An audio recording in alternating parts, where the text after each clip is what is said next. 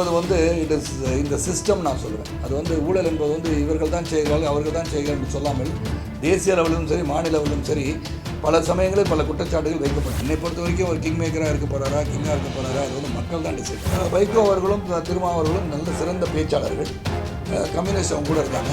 உச்சிமுருகன் ஒரு உறுப்பினர், அவருக்கு வந்து என்ன கால்புரட்டு யார் மீது வருத்தமோ எனக்கு தெரியாது. அவர் தொடர்ந்து வந்து அவதூறு நிறுத்திக் கொண்டிருக்கிறார். தென்காசியில் வந்து என்னால் முடிந்தவரை நான் சிறப்பாக செயல்பட்டிருக்கிறேன். நாங்கள் தென்காசி மீண்டும் இருப்பதற்கான வாய்ப்புகள் அதிகம். கடைசி ஒரு 1.5 ஆண்டு காலம் வந்து எனக்கு வந்து ஏதோ ஒரு கேப் கிரியேட் ஆகிடுச்சோ அப்படின்ற ஒரு சந்தேகம். அது மட்டும் இல்லாமல் 234 தொகுதிகளிலும் அனைத்து இந்திய அண்ணா திராவிட முன்னேற்ற கழகம் வந்து தனியாக போட்டியிட போகிறதாக செய்திகள் பரவலாக, அதெல்லாம் அது உண்மையாக இருக்கலாம், உண்மையாக இல்லாமல் இருக்கலாம். என்னை பொறுத்த வரைக்கும் ஒரு தொடர்பு, ஒரு கேப்பு, முன்பு இருந்த அந்த உறவில் ஏதோ ஒரு சிறு சறுக்கலோ என்ன நினைக்க தெரியல, புரியாத ஒன்று போது 5 ஆண்டுகள் நியாயமாக அவங்க வந்து கம்ப்ளீட்டாக நீங்கள் பார்த்தீங்கன்னா ஒரு உள்ளாட்சி தேர்தல், ஒரு சட்டமன்ற தேர்தலுக்கு அப்புறம் உள்ளாட்சி தேர்தல், மாநகராட்சி தேர்தல், அதுக்கப்புறம் பல இடைத்தேர்தல்கள், அதன் பிறகு வந்து பாராளுமன்ற தேர்தல் என்று அனைத்து தேர்தல்களையும் நான் வந்து பிரச்சாரம் செய்து அந்த இயக்கத்திற்காக நான் உழைத்திருக்கின்றேன் என்பது உண்மை. முதலமைச்சர் எனக்கு ஒரு பெரிய கேப் இருக்க மாதிரி ஒரு ஃபீலிங் இருந்தது. அவங்க பிஸியாக இருப்பாங்க, என்னால் சந்திக்க முடியாமல் இருந்திருக்கலாம். ஆனால் இருந்தாலும் என் மனதிற்குள் நான் வந்து கடந்த 3.5 ஆண்டு காலம் இருந்த அந்த உறவு, நான் வந்து அவங்களை சந்தித்தது, இதெல்லாம் வைத்து பார்க்கும்போது ஏதோ நாம் அங்கு தேவைப்படவில்லை என்ற ஒரு எண்ணம் உதித்ததால் அந்த கூட்டணியின் தர்மத்தின் அடிப்படையில் 5 ஆண்டுகள் முடிவடையும் சூழ்நிலையில் அந்த இயக்கத்திலிருந்து நான் வந்து என்னுடைய இயக்கம், ஏன்னா ஒரு விகிதாச்சார அடிப்படையில் நமக்கு வந்து 5%, 4%, 3%, 7%, நம்ம உழைப்பின் அடிப்படையில் நமக்கு வந்து இந்த விகிதாச்சாரம் என்ன என்று தெரியாமலே நாம் வந்து கூட்டணியில் இருக்கிறோம். அது வந்து தெரிஞ்சுக்கிறதுக்கு முதல்ல 214 தொகுதி நம்ம நின்னால் தான் நம்ம சதவீதம் என்னன்னு நான் புரிந்து கொள்ள முடியும் என்பதுதான் என்னுடைய முதல் முடிவு. அந்த முடிவை நோக்கி பயணிக்கிறேன் என்று சொல்லி முதல்ல நான் கூட்டணியிலிருந்து வெளியே வந்துட்டேன்.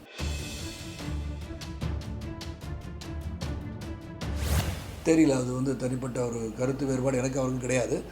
அவர் விருப்பப்படலைன்றது எனக்கு தெரியாது. அது நீங்கள் சொல்கிறதான் செய்தி. என்னை பொறுத்த வரைக்கும் யாரும் அணுகவில்லை என்பது உண்மை.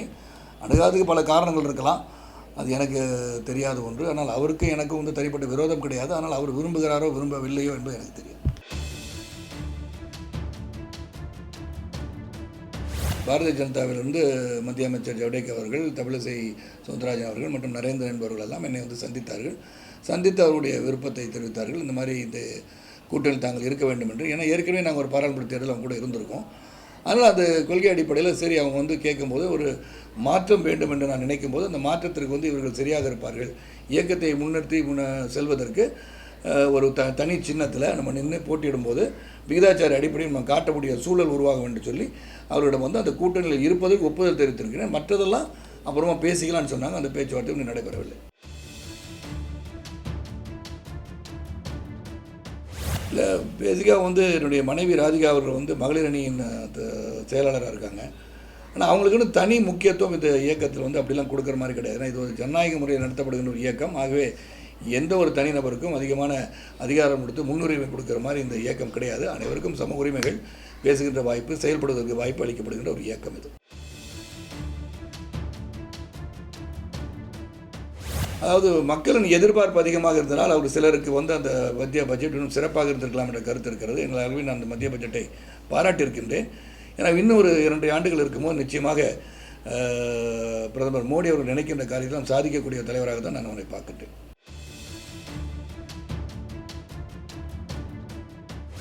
கருநாகராஜன் வந்து எங்களுடைய இயக்கத்தின் பொதுச் செயலாளர் இருந்தார். அவர் கூட வந்து ஏற்கனவே ஒரு அண்மை காலத்தில் வந்து சேர்ந்த இருவர் வந்து அழைத்து கொண்டு சென்றிருக்கிறார். ஒரு மத்திய சென்னை மாவட்ட செயலாளர் இருவரையும் வந்து அழைத்து சென்றிருக்கிறார். அதனால் எங்கள் இயக்கத்துக்கு பெரிய பாதிப்பு கிடையாது. ஆனால் 2000 பேரோடு போய் சேர்ந்தாங்கன்னு சொல்கிறது வந்து ஒரு அபட்டமான போய். அந்த 2000 பேர்லாம் அவங்க கிடையாது. அவங்க வந்து ஒரு 5 பேர் போய் சேர்ந்துருக்காங்க. அவங்க கூட யார் போனான்னு எனக்கு தெரியாது, அவர்கள் பார்த்ததும் இல்லை. அது நிச்சயமாக எங்களுடைய கட்சியின் உறுப்பினரும் அவங்க இல்லை.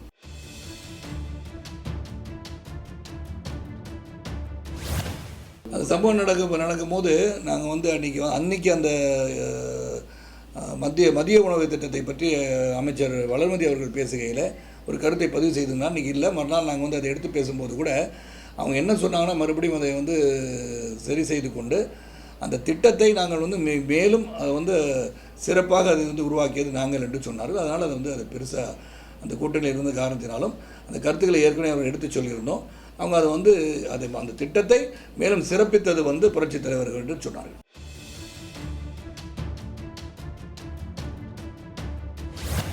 அதாவது அவர் வந்து ஒரு மாநாட்டில் அவர் வந்து கிங் மேக்கர் கிங்னு சொன்னது வந்து அக்னி பரீட்சை என்ற ஒரு நிகழ்ச்சியில் ஒரு தொலைக்காட்சியில் நான் பேசும்போது கேட்டிருந்தாங்க. அப்போ நான் சொன்னேன், ஜென்ரலாக வந்து ஒரு முதலமைச்சராக இருக்கணும்னு நினைக்கிறீங்களா, இல்லாட்டி முதலமைச்சர் உருவாக்குபவனாக இருக்கணும்னு நினைக்கிறீங்களான்னு கேட்க வேண்டிய கேள்வி. கிங் மேக்கர் கிங்னு சொல்லியிருப்பார். ஆனால் அரசியல் ஆர்வலர்கள் சொன்னால் கிங் மேக்கர் அப்படி சொன்னால் பெருந்தலைவர் அவர்களை பற்றி சொல்வார்கள். ஆனால் இவர் சொன்னது என்னென்னா, அந்த முதலமைச்சர் இல்லாட்டி முதலமைச்சர் உருவாக்குபவராக இருக்க வேண்டுமான்னு கேட்டிருப்பார். ஏன்னா பெருந்தலைவர் அவர்கள் வந்து 2 பாரத பிரதமரை உருவாக்கியவர். ஒன்று சாஸ்திரி அவர்களையும் சரி, இந்திரா காந்தி அம்மையார் அவர்களையும் சரி உருவாக்கியவர் பெருந்தலைவர் அவர்கள். ஆக இங்கே அவர் கேட்டது வந்து கிங் மேக்கர்ன்றது ஒரு வார்த்தை தானே, அந்த வார்த்தைக்காக ஒரு கிங் மேக்கர்னு சொல்லியிருப்பார். என்னை பொறுத்த வரைக்கும் ஒரு கிங் மேக்கராக இருக்க போகிறாரா, கிங்காக இருக்க போகிறாரா, அது வந்து மக்கள் தான் டிசைட் பண்ணணும்.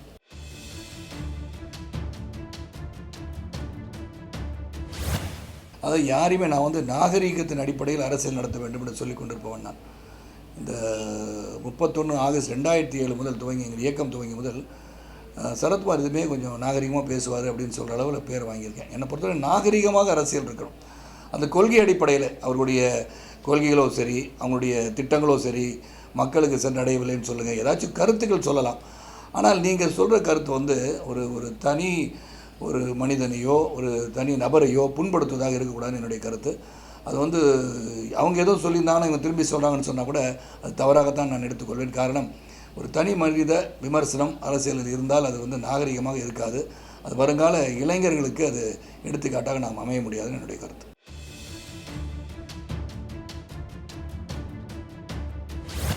திமுக தலைமை 30 இல்லைன்னு தெரியாது. ஏன்னா திமுக தலைமை 30 இருக்கா இல்லையான்னு சொல்ல முடியாது. ஏன்னா எந்த ஒரு கருத்தை நான் வந்து நடிகர் சங்கத்தை பொறுத்தவரைக்கும் பெரிய அரசியல் வந்து அங்கே இருக்குதுன்னு சொல்ல முடியாது. ஏன்னா காரணம், பல அரசியலில் இருந்தவங்க, அதாவது நான் ஒரு காலகட்டத்தில் வந்து திராவிட முன்னேற்ற கழகத்தின் பாராளுமன்ற உறுப்பினராக நான் இருக்கும்போதும் அன்பு சகோதரர் நெப்போலியன் அவர்கள் வந்து சட்டமன்ற உறுப்பினராகவும், ராதாரவி அவர்கள் சட்டமன்ற உறுப்பினராகவும், சந்திரன் மறைந்த சந்திரன் அவர்கள் பாராளுமன்ற உறுப்பினராக இருந்திருக்கிறார்கள். ஆக கட்சியில் இருக்கிறவங்க இருந்தால் கூட நடிகர் சங்கத்துக்குள்ளே என்றைக்குமே அரசியல் இருந்தது கிடையாது.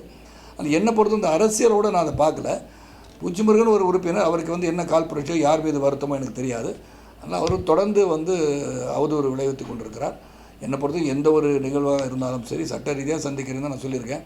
ஏன்னா வாகை சந்திரசேகர் எங்கள் கூட தான் இருந்தார். ஸோ வாகை சந்திரசேகர் திராவிட முன்னேற்ற கழகத்தை சேர்ந்த சகோதரர் தான்.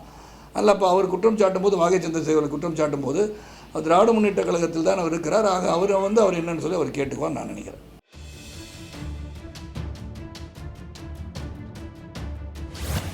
விஜயகாந்த் இல்லாத மவுசு இல்லைன்னு சொல்ல முடியாது. விஜயகாந்த் வந்து அண்மையில் வந்து அவர் வந்து ஒரு 4.5% இருக்கின்றாங்க. முதல்ல கட்சி துவங்கி வந்த தேர்தலில் வந்து 10% அது படிப்படியாக குறைஞ்சி 4.5% வந்தாச்சு. ஸோ இன்றைக்கி வந்து அலையன்ஸ் ஃபார் கன்வீனியன்ஸ்னு சொல்கிற மாதிரி தான் தேர்தலில் வெற்றி பெறுவதற்காக உருவாக்கப்படுகின்ற கூட்டணிகள் தான் நிறையா. அப்படி இருக்கும்போது அந்த கூட்டணிக்கு வந்து 4% 5% தேவைப்படுகின்ற சூழலில் அவர் வந்து இங்கே வந்தால் நல்லாயிருக்கும், அங்கே வந்தால் நல்லாயிருக்குன்னு சொல்கிறாங்க. அதுக்கு பேர் மவுசு கிடையாது. ஒரு மனிதன் தனித்தலைவனாக 234 தொகுதி நின்று வெற்றி பெறும்போது தான் யாருக்கு மவுசு அதிகம் அப்போ தான் தெரியும். அதை நான் ஏற்கனவே சொல்லியிருக்கேன். என்னை பொறுத்த வரைக்கும் 234 தொகுதியில் எல்லோரும் நிற்கணும். அதில் யார் யார் வெற்றி பெறுறாங்க விகிதாச்சார அடிப்படையில் நாளைக்கு ஒரு கூட்டணி மந்திரி சபை வந்து அது சிறப்பாக இருக்கும்னு நினைப்பவன் நான். அதனால் அவர் தனியாக நிற்கணும். தனியாக நிற்கும் போது யாருக்கு மவுசுன்றது அப்போ தெரியும்.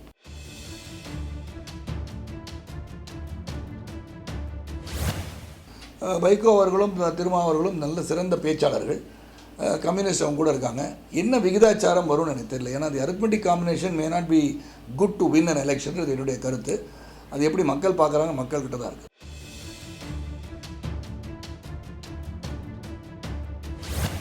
நான் சொன்ன மாதிரி தனிச்சின்னம் தான். என்னை பொறுத்த தனிச்சின்னத்தில் போட்டியிடும் போது தான் அதுக்கு வந்து எங்களுடைய ஸ்திரத்தன்மையும் தனித்துவத்தையும் நான் காட்ட முடியும். தென்காசியில் வந்து என்னால் முடிந்தவரை நான் சிறப்பாக செயல்பட்டுருக்கின்றேன். நாங்கள் தென்காசி மீண்டும் நிற்பதற்கான வாய்ப்புகள் அதிகம்.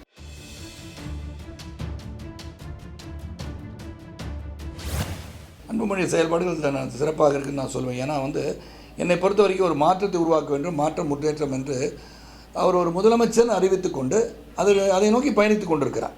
அது சாத்தியப்படும் இல்லையா என்பது எனக்கு தெரியாது. இப்போ நாங்களும் வந்து இப்போ வந்து ஒரு இயக்கம், அந்த இயக்கத்தின் தலைவனாலே முதலமைச்சராக வர வேண்டும், அவர்கள் கொள்கைகள் கோட்பாடுகள் எல்லாம் மக்களை சென்று அடைய வேண்டும் என்று எல்லாரும் பயணிப்போம், என்னை உள்பட. அக்னி பரீட்சை கூட நான் சொன்னேன்.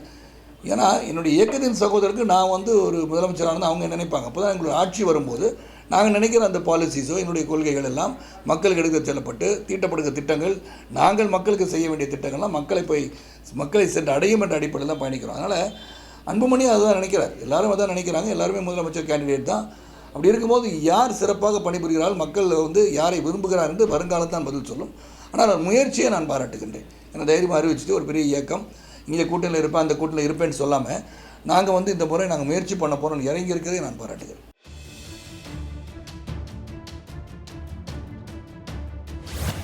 இந்த ஊழல் என்பது வந்து இட் இஸ் இந்த சிஸ்டம் நான் சொல்லுவேன். அது வந்து ஊழல் என்பது வந்து இவர்கள் தான் செய்கிறார்கள் அவர்கள் தான் செய்கிறார்கள் என்று சொல்லாமல் தேசிய லெவலிலும் சரி மாநில லெவலிலும் சரி பல சமயங்களில் பல குற்றச்சாட்டுகள் வைக்கப்பட்டிருக்கின்றன.